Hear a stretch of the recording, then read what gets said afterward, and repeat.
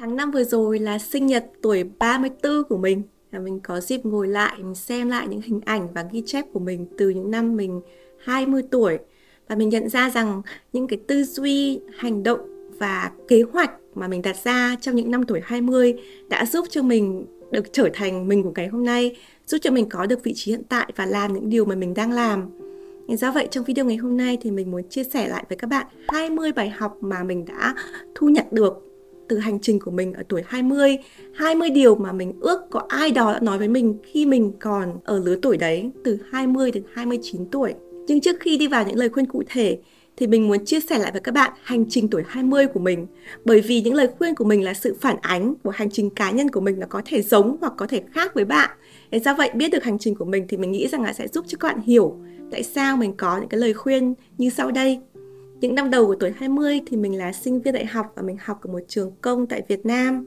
Thì trong quá trình đi học thì mình làm thêm rất nhiều và mình làm rất nhiều việc. Mình đi dạy tiếng Anh ở trung tâm tiếng Anh này, mình đi dạy tiếng Việt cho người nước ngoài này, mình đi làm tour guide, hướng dẫn viên du lịch này, rồi mình đi viết báo này, rồi mình đi làm những công việc hành chính giấy tờ. Tất cả những công việc mình đã làm ngoài việc kiếm thêm thu nhập thì nó còn giúp cho mình tìm hiểu xem là mình thích cái gì, mình thích làm trong lĩnh vực nào và trải nghiệm thực tế khi đi làm như thế nào. Ngoài ra thì trong cái quá trình làm sinh viên thì mình rất là quan tâm đến những cơ hội được đi thực tập hoặc là đi tình nguyện ở nước ngoài, chủ yếu là không lương, và mình tập trung và mình nộp cho những cái chương trình như vậy. Trước khi kết thúc chương trình của đại học thì mình đã có trải nghiệm đi làm ở 3 nước, đấy là Mỹ, Peru và Đài Loan. Sau này khi ra trường thì mình làm công việc đầu tiên là làm chuyên viên hành chính ở một trường đại học ở Hà Nội. Và ban ngày thì mình đi làm, còn ban đêm thì mình đến các quán cà phê để mình học ôn thi và apply học bổng du học. Đây là cái ước mơ mình có từ khi mình còn học trung học. Thế nhưng mà mãi đến khi mình 24 tuổi thì mình mới bắt đầu có học bổng đầu tiên và mình bắt đầu sang Mỹ học thạc sĩ, và sau đó thì mình học tiếp tiến sĩ. Và cái hành trình từ năm 24, 25 tuổi đến năm 30 tuổi là mình chỉ có học, đi làm và đi học và đi làm. Năm mình 30 tuổi là năm mà mình hoàn thành chương trình tiến sĩ và cũng là năm mà mình sinh con đầu lòng. Thì đấy là hành trình tuổi 20 của mình. Vậy hãy bắt đầu với 20 bài học cho tuổi 20. Đầu tiên, thay đổi để tìm lại chính mình. Những năm 20 là thời điểm mà tính cách, phong cách và tầm nhìn của mình còn chưa định hình. Thực ra rất ít người biết họ là ai ở tuổi 20. Do vậy bạn đừng đóng khung mình vào bất kỳ một khuôn mẫu nào. Hãy thay đổi, hãy thử nghiệm để xem thực ra là mình thích điều gì, mình là ai, mình tự tìm hiểu chính mình. Bản thân mình trong những năm tháng tuổi 20 mình cũng thay đổi rất nhiều. Chỉ nhìn lại những hình ảnh mà mình chụp ở tuổi 20 thôi, mình có thể thấy rằng là mình có phong cách trẻ con có, nhí nhảnh có, nữ tính có, hầm hố có, ăn chơi cũng có luôn. Nhưng mình không hề cảm thấy ngại hay là ngượng khi xem lại những hình ảnh này, bởi vì là đây là những cái phiên bản cũ, nhưng là những cái phiên bản để giúp cho mình trở thành phiên bản hiện tại của ngày hôm nay. Chính vì mình đã dám thay đổi bản thân, chính vì mình sẵn sàng để thử nghiệm cái mới thì mình mới biết được mình là ai. Đằng sau những cái váy áo, đằng sau những cái lớp tóc nhuộm, đằng sau những cái bấm khuyên tai thì thực sự là cái điều mình thích là gì và con người thật của mình là gì. Đấy là cái điều đầu tiên là mình nghĩ rằng là nếu bạn ở tuổi 20 ấy, đừng ngại, hãy thay đổi. Thứ hai, tích lũy vốn cá nhân. Vốn cá nhân ở đây không có nghĩa là tiền, mà là những cái giá trị khác giúp cho nâng tầm cá nhân của mình và giúp cho mình định hình được tính cách, phong cách và định hướng được trong tương lai. Vốn cá nhân có thể thu thập thông qua việc học, ví dụ học ở trên trường lớp này, đọc sách này, học từ những người có tầm ảnh hưởng hoặc là những người có kinh nghiệm. Rồi cũng có thể thông qua những mối quan hệ chất lượng bạn có trong cuộc sống, thông qua quá trình phát triển bản thân của mình, thông qua quá trình mình học hỏi, mình đi làm, mình trải nghiệm. Thì khi mà mình tích lũy được nhiều vốn cá nhân này thì nó sẽ khiến cho cái chặng đường tiếp theo của mình được vững chắc, an toàn, và mình sẽ hiểu được mình là ai trên từng cột mốc mình đi trong những quãng đường tiếp theo. Nếu bạn muốn tìm hiểu thêm về khái niệm vốn cá nhân này thì có một cuốn sách mình thấy rất hay dành cho lứa tuổi 20 có tên là The Defining Decade của tiến sĩ Mac Jay. Và cô Mac Jay cũng có một cái bài TED Talk rất hay, có hàng triệu view, có thể xem được miễn phí trên YouTube. 3. Học đi đôi với trải nghiệm. Một điều cực kỳ khác biệt ở cái việc học ở tuổi 20 hay là học ở trên giảng đường đại học so với việc học khi mình học phổ thông ấy, là việc học ở tuổi 20 ấy, luôn luôn cần phải đi với trải nghiệm. Nếu bạn chỉ học ở trên lớp ấy, mà để trả bài có điểm số tốt ấy, thì chắc chắn là không đủ. Mình cần phải tìm cách ứng dụng cái kiến thức học của mình ngay vào thực tế. Mình cần phải đi làm thêm, đi thực tập, đi tình nguyện. Làm sao đấy để mình có thể hiểu rõ cái ngành học của mình trong thực tế như thế nào. Chẳng hạn như khi mình đi làm mình nhận ra là đây là ngành học chân ái của mình rồi. Đúng là mình muốn có con đường tiếp theo trong sự nghiệp này. Vậy thì mình sẽ phải làm cái công việc gì tiếp theo để giúp cho cái sự nghiệp tương lai của mình trong ngành này. Nhưng mà nếu quá trình mình đi làm mình nhận ra rằng chết rồi, đấy không phải là ngành mình thích. Mình tưởng là mình thích học cái này nhưng mà thực tế là cái công việc làm nó không phải như mình tưởng tượng. Ok, đấy là một điều tốt vì mình nhận ra được cái điều này khi mình còn trẻ. Thế do vậy là nếu mà không có sự trải nghiệm, không có thử nghiệm, không có thực hành ấy, thì mình sẽ không thể biết được những cái gì mình học nó có thực sự phù hợp với mình và phù hợp với tương lai của mình hay không. Học phải luôn luôn đi đôi với trải nghiệm. Đặt giá trị học hỏi lên trên giá trị tiền bạc. Bản thân mình xuất phát từ một gia đình không có nhiều điều kiện về tài chính. Nhưng mà khi ở tuổi 20 ấy, mình cũng sẵn sàng làm những công việc mà không có lương. Nhưng mình học hỏi được nhiều. Mình từng đi dạy tình nguyện này, dạy không lương này, đi làm quản lý cho những tổ chức phi chính phủ này.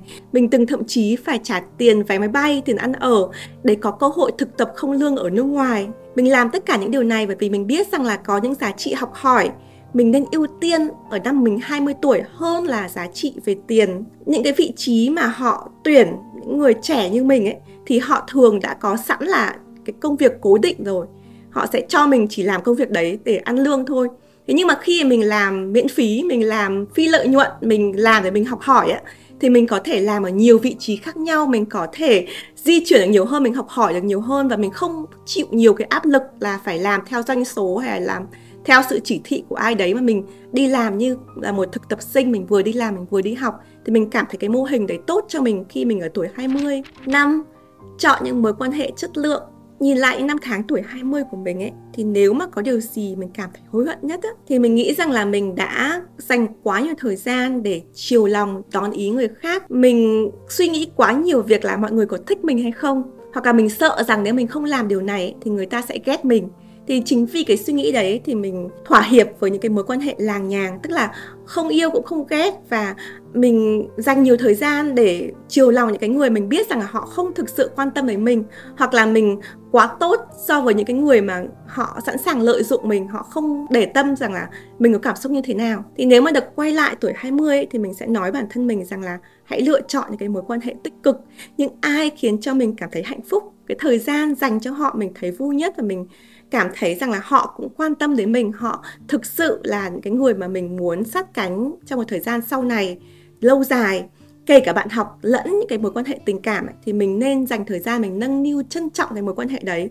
Và mình nên thải bớt những cái mối quan hệ mà độc hại, là những cái người lợi dụng mình, những cái mối quan hệ mà nó như mình đã nói là làng nhàng, không tốt cũng không xấu. Thời gian tuổi trẻ của mình nó không nhiều, mình nên dành nó cho những người thực sự có ý nghĩa, làm những điều có ý nghĩa với nhau. Và vì thế thì mình mới có thể đi được chặng đường dài hàng chục năm sau cùng với nhau.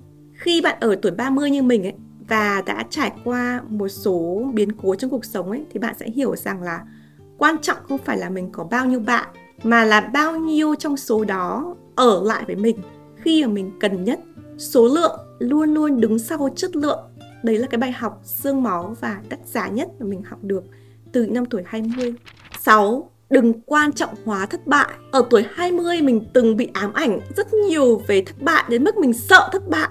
Mình sợ làm bất cứ việc gì về mình sợ rằng mình sẽ thất vọng. Thực ra khi mình nhìn lại mình thấy rằng là những cái thất bại của mình ở tuổi 20, những thứ mà mình đã từng khóc cả tuần liền vì mình không làm được nó. Sau này mình nghĩ lại nó chỉ như một cái chấm nhỏ xíu li ti trên cả một hành trình lớn của mình thôi. Do vậy không có lý do gì để mình phải quan trọng hóa nó đến như thế. Có câu là người mà chưa từng thất bại là người chưa từng làm một cái việc gì đáng kể. Nếu mà mình dám thất bại thì mình sẽ dám làm những cái việc gì đáng làm. Cái việc đáng làm ấy thì nó luôn luôn đi kèm với những cái mạo hiểm, những cái mà khiến cho trái tim mình rung lên bần bật, mình thấy hơi sợ một chút ấy. Thì đấy là cái việc mà nó khiến cho mình quan tâm, cái việc nó có ý nghĩa cho mình. Do vậy là mình nghĩ rằng là tuổi trẻ thì mình không nên sợ thất bại. Quan trọng không phải là thành công hay thất bại, mà quan trọng là mình học được bài học gì từ cái việc đấy. Bất cứ khi nào mà mình gặp thất bại thì mình hãy ngồi lại, mình xem là ok, 3 bài học mình học được từ cái trải nghiệm này là gì, 2 điều gì mình cần làm ngay để mình có thể thành công hơn, và 1 điều gì mình cần bỏ ngay liên quan trực tiếp đến cái thất bại của mình. Thì khi mình đã viết được ra cái bài học của mình ấy, và mình có cái kế hoạch hành động cụ thể ấy, thì mình đã lại hơn rất nhiều rồi. Đấy mới là điều mình nên quan trọng hóa, chứ không phải là thất bại. 7.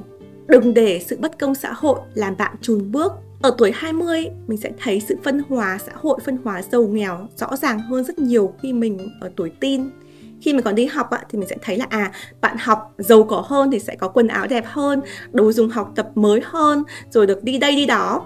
Nhưng mà khi mình ở 20 mình mới thấy cái sự ảnh hưởng của phân hóa giàu nghèo giai cấp như thế nào. Chẳng hạn như là bạn mà giàu hơn thì ra trường bạn được đi du học ngay lập tức, còn mình thì vẫn đi làm, apply học bổng chẳng hạn. Rồi là những cái bạn mà có ô dù, con ông cháu cha thì sẽ được xếp vào những cái vị trí tốt ngay từ đầu. Còn mình thì làm ngày làm đêm, mình cố gắng nhích từng bước một thì mới lên được cái vị trí mà mình mong muốn. Do vậy là khi mà mình nhận thấy cái sự bất bình đẳng trong xã hội như thế, nó sẽ khiến mình rất là nản. Tin mình đi, mình đã từng ở vị trí đấy. Và chính cái điều này nó khiến cho mình trở thành một người nghiên cứu về lĩnh vực bất bình đẳng xã hội. Nhưng mà từ góc nhìn của một người làm nghiên cứu, mình có thể nói với các bạn rằng là ở đâu cũng có sự bất bình đẳng. Và nếu mình chờ đợi sự thay đổi lớn từ xã hội thì sẽ rất lâu, và có thể mình không sống được đến khi mình thấy được xã hội thay đổi. Do vậy là mình phải học cách chấp nhận rằng là bất bình đẳng tồn tại trong xã hội. Và chỉ có mình mới cứu được mình. Chỉ có mình mới có thể sử dụng năng lực của mình để mình chứng minh với mọi người rằng là mình không thể thay thế. Mình không thể thay thế được. Khi mà ở một vị trí ở đấy mà bạn không thể thay thế, bạn có năng lực thì những người khác, kể cả họ có ô dù, họ có là con ông cháu cha, kể cả họ có được đỡ lưng, có đặc quyền thế nào thì người ta sẽ không bao giờ chạm được đến bạn. Nếu bạn làm cái công việc chuyên môn của mình tốt, nếu mà bạn không thể thay thế thì cái vị trí của mình sẽ luôn luôn là vị trí vững vàng. Tất nhiên là mình sẽ phải chấp nhận một số cái thiệt thòi, nhưng mà mình hãy cứ tập trung vào mình trước. Mình đừng quan tâm đến những thứ mà mình không thể kiểm soát được. Khi mà mình tập trung bản thân mình, tập trung vào năng lực cá nhân của mình thì mình sẽ luôn luôn giữ vững được vị trí của mình trong công việc, trong xã hội, và trong chính niềm tin của mình về bản thân mình, chính niềm tin của mình để có thể chống lại sự bất bình đẳng trong xã hội. Thì đấy là góc nhìn của mình, là một người làm nghiên cứu về bất bình đẳng và một người mà hàng ngày phải đối diện với bất công trong xã hội, với sự kỳ thị, với những cái tiêu chuẩn kép. Mình chọn cái cách này bởi vì mình nghĩ rằng là nó là cách tích cực nhất và là cách duy nhất mà từng cá nhân có thể làm trong khi đợi xã hội thay đổi. 8. Tự định hướng. Trong thời đại thông tin ngày nay, mình cảm thấy các bạn trẻ thường tìm hiểu thông tin trên mạng hoặc hỏi người khác cái câu trả lời cho mình, thay vì tự tìm hiểu câu trả lời ở bên trong mình, tự định hướng cho mình. Mình biết cái điều này nó không dễ dàng một chút nào, nhưng mà bạn phải hiểu rằng là có những điều chỉ có mình mới có thể có câu trả lời. Vì mình là chuyên gia về bản thân mình, không ai có thể đưa ra cái lời khuyên xác đáng nhất cho bạn trừ bạn. Bạn không nên để cái quyết định của mình dành cho người khác. Có rất nhiều điều mà mình nghĩ rằng tuổi 20 mình nên tìm tòi ở trong chính bản thân mình, đi sâu vào bản thân mình để tự định hướng cho mình trước khi mình đi hỏi những người khác. Thì mình có làm cả một mùa podcast về chủ đề sự nghiệp, và trong đó có một số cái mô hình giúp tự định hướng.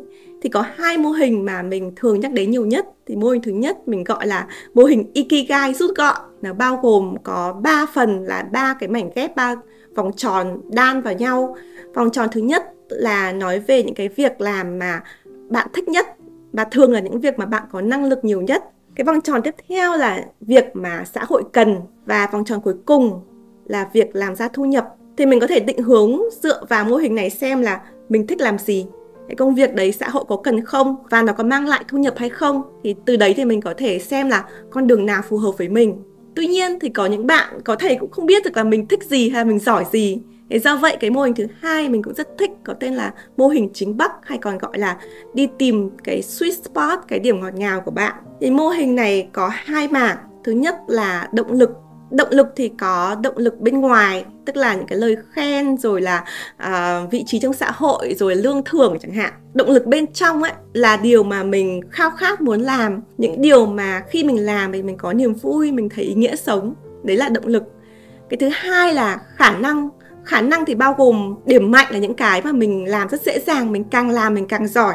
mình làm tốt hơn những người khác. Điểm yếu là những điểm mà mình đã thử rồi, thế nhưng mà mình làm không đạt bằng người khác, là mình vốn là mình đã không giỏi cái này. Thì khi mà bạn ghép lại động lực và khả năng ấy, thì nó sẽ ra cái điểm ngọt ngào hay là cái chính bắc của mình. Thì mình tự định hướng xem là cái con đường nào nó khớp nhất với chính bắc của mình, khớp nhất với cái ikigai của mình á, thì mình đi theo cái con đường đấy. Và trên con đường đấy mình có câu hỏi thì mình có thể đi tìm hiểu trên mạng internet, mình có thể hỏi mọi người khác. Nhưng trước hết mình nên bắt đầu từ mình trước. Bởi vì nếu mình không trả lời câu hỏi là mình thích gì, mình giỏi cái điều gì, động lực của mình ở đâu, năng lực của mình ở chỗ nào, thì làm sao người ta có thể tư vấn cho mình được. Do vậy tuổi 20 ấy, mình nên dành thời gian mình trả lời câu hỏi này. Mình sử dụng những mô hình đã qua kiểm chứng để mình tự tìm đường cho mình tìm hướng đi cho mình trước đã. 9. Nghĩ về sự nghiệp thay vì công việc. Một trong những điều mình cảm thấy rất nhiều bạn trẻ tuổi 20 ấy, mắc phải là bạn nói rằng là mình cứ đi làm cái việc cho có, thụ động, không nhất thiết phải tìm công việc nào phù hợp với mình cứ làm thôi, mình kiểu gì mình cũng có cơm ăn 3 bữa, quần áo mặc cả ngày là ok rồi. Thì các bạn nghĩ rằng là mình cứ đi làm cái việc nhàng nhàng thôi rồi tính sau. Thế nhưng mình nghĩ rằng là khi mình ở tuổi 20 ấy, thì mình không nên nghĩ về những cái đầu việc hay là cái công việc cụ thể. Mình nên nghĩ rằng là có những cái việc nào mình đang làm ấy, nó giúp cho mình tiệm cận đến cái sự nghiệp trong mơ của mình. Cái điều gì mà mình muốn làm trong tương lai, trong thời gian dài. Nếu bạn chưa biết cái sự nghiệp tương lai của mình là gì thì lại càng quan trọng là bạn chọn cái công việc hàng ngày như thế nào để giúp cho mình nhận ra là đây có phải là cái sự nghiệp mà mình mong muốn hay không. Đừng làm mỗi thứ một tí, những cái công việc mà nó không liên quan đến nhau. Bởi vì là nếu mình cứ làm như vậy thì rất là khó để mình biết được công việc nào nó chồng lên công việc nào, nó giúp cho mình có những kỹ năng gì để dần dần mình đến cái sự nghiệp mà mình hằng mong muốn. 10. Đừng tuyệt đối hóa mọi thứ. Tuổi 20 mình thấy là lứa tuổi rất là mạnh mẽ, rất là quyết liệt. Và đặc biệt ở tuổi này thì các bạn có thể dám nói lên những gì bạn nghĩ và bảo vệ cái ý kiến của mình. Tuy nhiên, mình không nên quá cứng nhắc, không nên quá bảo thủ và đừng nên tuyệt đối hóa mọi thứ. Cuộc đời thực tế nó không có trắng đen rõ ràng, không có hoàn toàn đúng, không có hoàn toàn sai, không có idol nào là hoàn hảo. Kể cả chuyên gia họ cũng không đồng tình với nhau. Sách hay đến mấy cũng có người thích người không. Có điều mình có thể áp dụng được vào cuộc sống của mình, có điều mình không thể. Do vậy nếu mình tuyệt đối hóa mọi thứ ấy, thì bất cứ lúc nào mình cảm thấy nó khác đi với cái thực tế của mình ấy, thì mình sẽ vụn vỡ. Cá nhân mình từng gặp điều này rất nhiều ở rất nhiều các bạn trẻ. Do vậy mình nên có một tư duy mở. Mình đón nhận tất cả sự khác biệt, mình đón nhận tất cả những cái tư duy. Nhưng sau đấy thì đầu óc mình phải là cái bộ lọc. Mình lọc lại xem là đâu là cái phù hợp với mình thì mình để lại, đâu là cái không phù hợp của mình thì mình sẽ đưa ra chia sẻ với người khác. Đấy là cách mà một người thông minh học. Chứ mình không phải là một cái máy, một cái record để chỉ thu lại kiến thức mà mình không có phản hồi. 11. Tôn trọng sự khác biệt. Ở tuổi 20 khi mình bắt đầu vào đại học hay mình mới đi làm ấy, mình sẽ thấy rằng là những người xung quanh rất khác mình. Tại vì ngày xưa khi mình còn đi học ở phổ thông á, thì mình sẽ thấy rằng là các bạn bè mà ở cùng thành phố hay là cùng khu vực học á, có cái nền tảng giống nhau, rồi cái mục đích tương tự như nhau, rồi là cái văn hóa vùng miền nó không quá rõ ràng. Nhưng khi bạn bắt đầu ra cái môi trường lớn hơn ấy, thì mình sẽ thấy mọi người rất khác nhau, đến từ những nơi khác nhau, có nền giáo dục khác nhau, có điều kiện sống khác nhau. Do vậy là mình cần phải tôn trọng sự khác biệt. Có rất nhiều bạn trẻ mình thấy rằng là bất cứ khi nào mà thấy sự khác biệt là sợ đó, là mình bắt đầu giữ khoảng cách, rồi là mình nói người ta là như thế này thế kia. Cái đấy là cái không nên. Cá nhân mình ấy, thì mình cảm thấy mình học được nhiều hơn từ sự khác biệt. Và bản thân mình khi mình sang Mỹ ấy, thì mình trở thành người nhập cư, mình là người thiểu số ấy, mình là người khác biệt với những người khác ấy, thì mình lại càng nhận ra cái tầm quan trọng của việc tôn trọng sự khác biệt. Một xã hội tôn trọng sự khác biệt sẽ khiến cho mọi người cảm thấy thoải mái hơn. Và khi mọi người có tư duy mở hơn ấy, thì bạn sẽ thấy rằng là khác biệt là điều tốt cho tất cả mọi người. Mình học được từ sự khác biệt, mình học được từ sự đa dạng, mình sẽ học được rất nhiều. 12. Mỗi người có một cái timeline khác nhau. Ở Việt Nam á, thì mình thấy rằng là mọi người thường áp dụng một cái tiêu chuẩn cho những bạn ở tuổi 20, đặc biệt là những bạn nữ, chẳng hạn như là 20 tuổi phải có bằng đại học này, rồi là lấy chồng này, sinh con này, công việc ổn định này, mọi thứ phải xong trước 30 tuổi. Nhưng mà mình nghĩ rằng là đấy là một cái timeline mà nó có thể không có thực. và nó không đúng với tất cả mọi người. Bản thân mình cũng không theo cái timeline đấy. Năm 24 tuổi thì mình bỏ hết công việc sự nghiệp của mình ở Việt Nam để mình bắt đầu việc học ở nước ngoài, làm lại từ đầu. Và thời điểm đấy có rất nhiều người nói là bị điên à, tại sao lại làm như thế? Không sợ ế à? Không sợ mất thời gian à? Mà đến ngày hôm nay thì những cái người đấy họ lại nói mình là biết thế ngày xưa mình cũng như Chi để thay đổi khi mình còn ở tuổi 20. Thì mình nghĩ rằng là bạn đừng nên nghe lời khuyên về timeline của bất kỳ ai, bởi vì là họ không phải là bạn và họ chưa chắc đi con đường của bạn. Bạn cũng không nên áp đặt cái timeline của mình vào người khác. Ở tuổi 20 mình hãy tìm cái con đường của mình và tìm cái timeline cho riêng mình. 13. Tiết kiệm và đầu tư tài chính. Có một điều mà tất cả các chuyên gia về tài chính và tất cả những cái cuốn sách về quản lý tài chính cá nhân đều đồng ý, đấy là nên bắt đầu từ sớm. Tất cả mọi thứ bạn có thể học, tất cả những phương pháp, rồi là kỹ năng, rồi là làm sao có thể đầu tư tốt hơn, bạn có thể học. Nhưng cái điều mà mình không thể lấy lại được là thời gian. Mình càng tích lũy, mình càng đầu tư sớm á, thì mình sẽ có cái thời gian để những cái thứ đầu tư của mình nó sinh lãi kép được lâu hơn. Mình giảm bớt cái rủi ro hơn và mình tăng lên về lãi suất. Khi bạn ở tuổi 20, bạn rất nên tìm hiểu về tích lũy và đầu tư. Tìm xem kênh đầu tư nào là dài hạn. Nhớ là dài hạn, bởi vì bạn có cái lợi thế là thời gian. Do vậy mình phải tìm cái kênh nào dài hạn nhất cho mình. Và nó giúp cho mình khi mà mình 10 năm sau, 20 năm sau mình nhìn lại, mình phải biết ơn rằng là năm 20 tuổi mình đã đưa ra cái lựa chọn này để mình có được cái khoản tích lũy này, để mình đã đầu tư vào đây để cái tương lai của mình được an toàn hơn. 14. Đừng dùng tuổi trẻ làm sự biện hộ. Lời khuyên này nghe có vẻ rất là khó nhằn nhưng mà là sự thật, và mình ước rằng có ai đấy nói cho mình khi mình còn ở tuổi trẻ và mình vụng về, mình gặp rất nhiều lỗi sai. Có rất nhiều thứ mình cảm thấy các bạn trẻ rất là giỏi nhưng mà lại sơ suất, chẳng hạn như là bạn gửi email nhưng không có tiêu đề, không có chào hỏi dạ vâng, rồi một cái tin nhắn gọn lỏn, không thưa không gửi, điện thoại thì chưa kịp chào tạm biệt đã dập máy chẳng hạn. Thì khi mà các bạn gặp những cái lỗi như thế thì mình thấy những người đi trước người ta góp ý. Thì có rất nhiều bạn cảm thấy là như kiểu bị tấn công ấy, nói rằng là ôi em còn trẻ, đương nhiên em gặp cái lỗi đấy. Hoặc anh chị chưa bao giờ trẻ như em à. Tại sao lại lấy những cái tuổi trẻ ra để làm lý do biện hộ? Bạn biết không, nếu mà ngày xưa mình có những người mà người ta chỉ cho mình cái lỗi sai khi mình còn trẻ như thế, thì mình đã không phải khổ sở những cái năm tháng sau này khi người ta không chỉ cho mình, mà mình đã lớn tuổi rồi, mình mắc phải là rất là xấu hổ, rất là ngại. Thì khi đấy người ta sẽ không chỉ cho bạn, người ta không nhắc nhở bạn đâu, người ta chỉ lấy cái cơ hội của bạn đi, người ta không cho bạn làm công việc đấy, người ta không tin tưởng bạn, người ta gạch bạn khỏi danh sách những người mà đáng để làm công việc này. Do vậy là mỗi khi nào bạn nghe thấy cái sự góp ý của người đi trước ấy, thì mình nên hết sức cảm ơn họ. Đừng lấy tuổi trẻ ra để làm cái biện hộ là em trẻ, em vụng về. Không, mình sai ở đâu, mình học ở đấy, mình đứng lên từ lỗi lầm của mình, không sao hết. 15.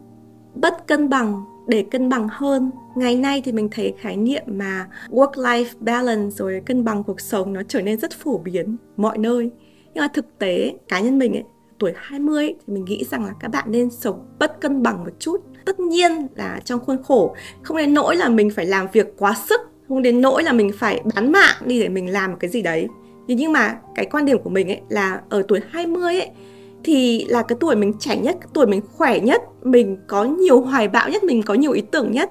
Thì mình có điều kiện để mình có thể ví dụ thức khuya hơn một chút này, hay là mình làm một cái dự án dài này, hay là mình chạy bộ lâu hơn chẳng hạn. Mình bất cân bằng một chút á, thì nó sẽ giúp cho mình tiến xa hơn. Có những cái thời điểm á, mà mình đang tập trung làm một cái dự án nào đấy, hoặc là mình tập trung thực hiện cái mục tiêu nào đấy, thì mình cần phải bất cân bằng thì mình mới có thể đạt được 100% công lực để hướng đến cái mục tiêu đấy.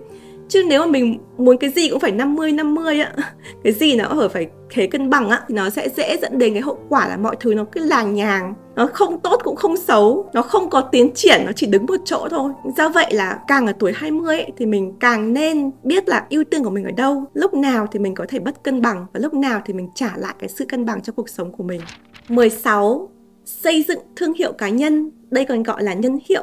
Ngày xưa mình nghĩ rằng là những ai mà có sự nghiệp kinh doanh, rồi những ai mà là kiểu người nổi tiếng thì họ mới cần có nhân hiệu. Còn mình là người bình thường, mình là còn trẻ thì mình không cần. Nhưng mà cái suy nghĩ đấy là suy nghĩ hoàn toàn sai lầm. Ai cũng có thương hiệu cá nhân, và mỗi một khi bạn xuất hiện trước mọi người, mỗi một câu nói, mỗi một lần mà bạn giao tiếp, mỗi một tin nhắn, mỗi lần comment trên mạng xã hội, đấy là thể hiện cái nhân hiệu của bạn. Có rất nhiều người họ có thể rất là nhẹ nhàng ở ngoài cuộc sống, nhưng mà online thì rất là giận dữ, rất là chỉ trích người khác. Đấy là sự khác biệt với nhân hiệu. Nhân hiệu cái quan trọng nhất là sự ổn định. Hình ảnh của mình ở mọi nơi, ở mọi nền tảng, mọi điểm chạm của mình với người khác phải thể hiện được cái hình ảnh mình mong muốn trong mắt người khác. Khi ở tuổi 20, nếu mà mình biết cách chăm sóc cái hình ảnh của mình biết cách xây dựng thương hiệu cá nhân cho mình ấy, thì mình sẽ có lợi rất nhiều. Bởi vì mỗi một khi người ta nghĩ về mình, người ta sẽ nghĩ ngay đến hình ảnh tốt đẹp của mình. Mỗi một cái cơ hội nào đến, người ta sẽ gợi ý đến mình, bởi vì mình đã xây dựng được một cái thương hiệu cá nhân vững chắc. Còn nếu các bạn trẻ chưa biết cách bắt đầu thương hiệu cá nhân như thế nào ấy, thì cái quy tắc đầu tiên ấy, và đơn giản nhất ấy, là hãy đối xử với người khác đúng như cách mà bạn muốn người khác đối xử với mình. Đấy là cái quy tắc vàng và luôn luôn đúng với mọi trường hợp, và sẽ luôn giúp bạn xây dựng được một cái nhân hiệu vững chắc ngay từ ban đầu. 17. Luôn bắt đầu với câu hỏi tại sao. Có rất nhiều bạn trẻ nhắn với mình thường xuyên nói rằng là ở tuổi 20 là lứa tuổi và em biết rằng là mình phải hoạt động rất nhiều. Thế nhưng mà em lại rất là dễ bị mất động lực, em lại bị sự lười nổi lên, em lại bị trì hoãn, em cảm thấy mình rất là phí phạm thời gian của mình. Vậy làm sao có thể duy trì được động lực?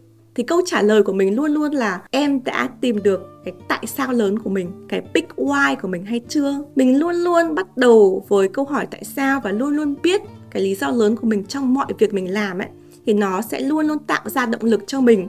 Bởi vì nếu mà mình học vì người khác, mình học vì bố mẹ mình đi làm vì anh chị mình làm cái dự án này vì đồng nghiệp của mình, nó không phải một cái lý do lớn nào cho mình ấy, thì đương nhiên là mình sẽ mất động lực. Thì đương nhiên là khi mà mọi thứ nó không được như ý muốn thì mình sẽ chỉ muốn ngồi ở nhà và đi ngủ thôi. Tại vì là mình không có cái động lực, cái lý do để mình quay trở lại mình làm. Do vậy luôn luôn bắt đầu bởi cái big why, cái lý do lớn của bạn ấy, ghi vào trong giấy, dán ở trên tường chẳng hạn. Thì mỗi khi bạn cảm thấy là cái năng lượng của mình đi xuống, mình có thể xem lại, mình thấy rằng đây là cái lý do để mình bắt đầu. Và nếu mà cái lý do của mình bị bắt đầu mà khác với lý do hiện tại thì mình viết thêm một lý do nữa. Cho đến khi nào bạn cảm thấy là mình không nghĩ ra được một cái lý do lớn nào nữa ấy, thì lúc đấy mình sẽ nghĩ rằng cái việc này nó có thực sự là cần mình làm hay không? Hay đây là cái lúc mà mình nên từ bỏ công việc này? Luôn luôn bắt đầu với câu hỏi tại sao sẽ giúp cho mình đi được chặng đường dài hơn và hứng khởi, có cảm hứng hơn rất nhiều. 18. Quen với sự không chắc chắn. Có rất nhiều bạn trẻ tuổi 20 mình cảm thấy giống như mình ngày trước, đấy là bị bệnh, nghiện sự chắc chắn. Tức là luôn luôn cảm thấy là mình cần sự chắc chắn, mình cần phải đảm bảo là như thế này, mình cần phải kiểm soát được cái kết quả như thế kia. Khi nào có sự mạo hiểm, có sự khai thác thôi mình không dám làm. Đừng mắc cái căn bệnh này. Bởi vì ở tuổi 20 ấy, là lứa tuổi mà mình sung mãn nhất, là lứa tuổi mà mình dũng cảm nhất, mình có nhiều thứ để mình có thể đưa ra ở trên bàn cân để mạo hiểm. Còn khi mà bạn ở tuổi 30 như mình á, khi mà mình có gia đình, có con nhỏ thì mình sẽ có rất nhiều thứ nó cản trở cái quyết định của mình không có nhiều lựa chọn như tuổi 20. Nên nếu mà tuổi 20 mà bạn sợ ấy, thì không có tuổi nào mình có thể dũng cảm được. Tuổi 20 là tuổi mình có cơ hội để dũng cảm, có cơ hội để mạo hiểm. Đừng nghiện sự chắc chắn mình luôn luôn có cả đời để chắc chắn.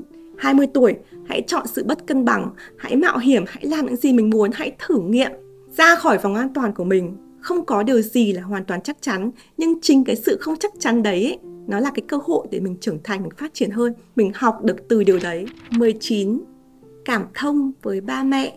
Tuổi 20 là lứa tuổi nổi loạn và cũng là lứa tuổi mình nhận ra rằng ba mẹ và mình có khoảng cách rất xa. Và đây chính là lứa tuổi mà mình biết rằng có rất nhiều bạn rời xa gia đình và có mâu thuẫn với gia đình. Nhưng mà ở tuổi 30 khi mình nhìn lại, mình thấy rằng là mình nên hiểu ba mẹ mình hơn. Bởi vì ba mẹ mình chỉ có thể dạy mình những cái mà họ biết. Ba mẹ mình có cái nền tảng trưởng thành, có giáo dục khác với mình, họ ở một thế kỷ khác với mình, thì họ sẽ có cái quan niệm sống khác mình. Do vậy mình nên thông cảm với ba mẹ, hiểu rằng là những cái quyết định của ba mẹ đều là xuất phát từ tình yêu. Mình vừa phải học cách giữ ranh giới để nói ba mẹ rằng là đây là cái điều con muốn làm, đây là cái điều con không muốn làm, và nó có thể khác với ba mẹ, và đấy là hoàn toàn bình thường. Ba mẹ nên tôn trọng con, nhưng con cũng nên tôn trọng ba mẹ, hiểu được cái sự khác biệt lẫn nhau, thay vì là lúc nào mình cũng đối chọi. Mình kể một cái câu chuyện nhỏ là trong nhóm bạn của mình ấy, có một số người bạn không hòa hợp với gia đình. Và cái điều này rất là rõ khi mình ở tuổi 20, có rất nhiều bạn cảm thấy khó chịu gia đình, ngột ngạt khi sống trong gia đình, phải dùng từ đó. Vì vậy một số người bạn của mình mới đưa quyết định là kết hôn. Kết hôn làm gì? Thoát khỏi gia đình, thoát ly gia đình. Vì các bạn nghĩ rằng là gia đình ngột ngạt lắm rồi, mình phải trốn chạy. Thế nhưng mà khi bạn kết hôn ấy, bạn mới nhận ra rằng là vì ba mẹ yêu mình, ba mẹ mới có cái lời nói nặng nề như vậy. Còn người ngoài ấy, ví dụ như ba mẹ chồng chẳng hạn, hay là ba mẹ vợ chẳng hạn, khi mà có cái gì họ không hài lòng ấy, họ sẽ không nói thẳng với mình. Nhiều khi họ nói qua chồng mình, qua vợ mình, hoặc là họ không nói chuyện với mình nữa. Đấy. Có những cái mà mình cảm thấy rằng là vì ba mẹ mình yêu thương mình vô điều kiện, cho nên là có nhiều khi họ sắm cái vai ác ấy để cho mình hiểu cái dụng tâm của họ. Còn thực tế bên ngoài nó khó khăn hơn nhiều. Cái người ngoài họ có thể còn đánh giá mình hơn nhiều ba mẹ mình. Do vậy là từ những cái trải nghiệm về hôn nhân, rồi đổ vỡ hôn nhân, rồi những cái mối quan hệ đang vẫn cần phải chữa lành từ bản thân mình và những người xung quanh mình ấy, thì mình nhìn lại những năm tháng tuổi 20 ấy, mình ước là mình cảm thông ba mẹ mình nhiều hơn. Và mình không đưa ra những cái quyết định lớn ấy, chỉ vì là cái mâu thuẫn với ba mẹ mình. Mình chữa lành bản thân mình thông cảm với ba mẹ, tại sao ba mẹ có những cái lời nói, có những hành động như vậy. Và mình cùng ba mẹ đặt tình yêu lên trước cái tôi, để mình vẫn có một cái mối quan hệ tốt cho sau này. Thì nếu mà các bạn quan tâm đến chủ đề này thì mình có hẳn một mùa 3 podcast về chủ đề mối quan hệ và bàn rất nhiều, rất sâu về chủ đề gia đình. Cuối cùng, trân trọng từng giây phút tuổi 20. Ngày xưa có một bộ phim mình rất là thích, có tên là 13 to 30, tức là 13 đến 30 tuổi. Tức là bộ phim này là skip, bỏ hẳn giai đoạn tuổi 20 và đến hẳn giai đoạn tuổi 30 luôn. Bởi vì là cái niềm tin rằng là tuổi 30 là cái lứa tuổi kiểu như là đỉnh cao của một người, đặc biệt là người phụ nữ. Thì cái tuổi 20 ấy đúng là một cái lứa tuổi mà nó có nhiều khó khăn nhất ấy. Bởi vì là mình phải phát triển bản thân, mình phải tìm con đường riêng cho mình phải xác định sự nghiệp của mình phải làm rất nhiều. Đấy, đến khi tuổi 30 như hiện tại thì mình bắt đầu, mình nhận được trái ngọt từ tuổi 20. Thế nhưng mà nhìn lại mình cảm thấy rất là yêu tuổi 20 của mình. Và chắc chắn là mình không muốn skip tuổi 20 một chút nào, bởi vì mình thực sự trân trọng từng giây phút, từng khoảnh khắc ở tuổi 20. Nếu mà có một điều gì mà mình muốn quay lại cái năm tháng tuổi 20 để mình thay đổi, thì đó là việc là mình không nên quá lo lắng vào tương lai. Mình nên sống cho hiện tại, mình nên sống cho cái giây phút tuổi 20 của mình. Lo lắng, 99% những cái lo lắng đấy nó không xảy ra hiện thực. Mà những cái gì mình không lường được ấy, thì nó xảy ra. Và những cái mình không lường được thì mình không thể lo lắng được. Thế do vậy là không có lý do gì mình phải dành quá nhiều thời gian mình hồi hộp, mình suy nghĩ, mình lo lắng về những thứ mà nó chưa xảy đến. Thay vì việc đấy thì mình cảm thấy rằng là mình hãy cứ enjoy từng khoảnh khắc ở tuổi 20, từ những cái nhỏ nhất đến những cái lớn nhất. Mình hãy cứ sống đúng với lứa tuổi của mình. Tuổi 20 có thể là lứa tuổi đẹp nhất, cũng có thể là lứa tuổi bận nhất, có thể là lứa tuổi khổ nhất. Nhưng mà nó có enjoy, nó có vui hay không, nó có hạnh phúc hay không, hoàn toàn phụ thuộc vào góc nhìn của mình và cách mình sống. Cảm ơn các bạn đã xem video đến giây này. Mình luôn luôn tò mò không biết là những ai xem đến cuối cùng của video. Thế do vậy là nếu các bạn xem đến giây này, các bạn có thể comment phía dưới số tuổi của bạn được không? Dù bạn ở tuổi 20 hay là trước 20 hay là quá 20, mình cũng rất muốn biết số tuổi của bạn. Và mình muốn nghe xem là liệu những lời khuyên của mình có phù hợp, có hữu ích hay là có tiềm năng hữu ích cho bạn trong tương lai hay không. Cảm ơn mọi người và hẹn gặp lại trong video tiếp theo. Bye!